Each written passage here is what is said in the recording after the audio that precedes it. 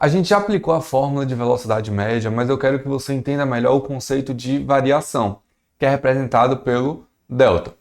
Então, na física, tudo que tiver delta representa sempre variação. E o que é variação? Variação é sempre final menos inicial. Qualquer grandeza. Então, posição, final menos inicial. Variação do tempo, final menos inicial. Variação de temperatura, temperatura final menos temperatura inicial. Mas vamos ver aqui na cinemática. Então, ΔS vai ser variação da posição, tá?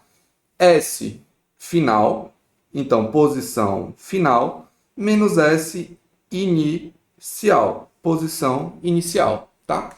Para você gravar, você pode pensar em S como espaço, tá? Então, espaço final, espaço inicial, mas o termo correto seria posição. No tempo, é a mesma lógica. ΔT, variação do tempo. Então, tempo final menos tempo inicial. Certo? Vamos ver aqui esse avião. Por exemplo, imagine que você está aqui na posição 15. E você está aqui na posição 15 às 8 horas. E aí você viajou, veio aqui para a posição, deixa eu duplicar aqui, veio para a posição 25. Não, vou botar aqui. Veio para a posição 25. Vamos botar que teve uma variação de posição até 25. E você chegou aqui às 10 horas. Certo? Então, qual seria a variação do espaço? A variação do espaço seria o final, que é 25, menos o inicial, que é 15. Isso daqui vai dar 10. E qual seria a variação do tempo? A variação do tempo seria a final, 10 horas, menos a inicial, 8. Isso daqui daria 2. Se quisermos, podemos calcular a velocidade.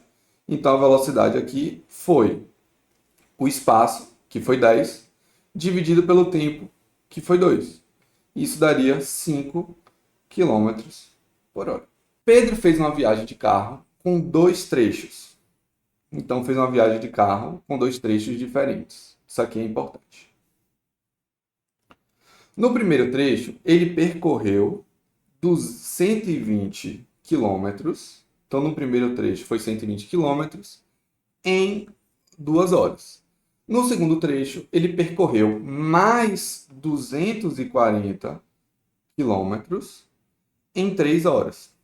A pergunta é, qual é a velocidade média de Pedro? Então, vamos imaginar aqui. Em física, é sempre bom a gente desenhar o problema para a gente conseguir entender melhor a situação. Então, a gente tem Pedro, ele vai sair do ponto A para o ponto B, tá? E essa viagem foi dividida em 2 partes. Então, eu tenho aqui, vou chamar esse ponto aqui de M. A gente tem a primeira parte de A para M e a segunda parte de M para B. De A para M, ele teve uma distância percorrida de 120 km. Então, aqui foi 120 km num tempo de 2 horas. E no segundo trecho, de M para B, ele percorreu um espaço de 240 quilômetros num tempo de 3 horas. E ele quer saber a velocidade média. Lembrando a fórmula que velocidade média é a variação do espaço pelo tempo. Mas qual seria o espaço? Prestem atenção que isso daqui é muito importante. Toda questão de velocidade média que tiver trechos, certo? Vamos pegar sempre o espaço total e o tempo total. Qual foi o espaço total? O espaço total foi 120, deixa eu mudar de cor, 120 mais 240.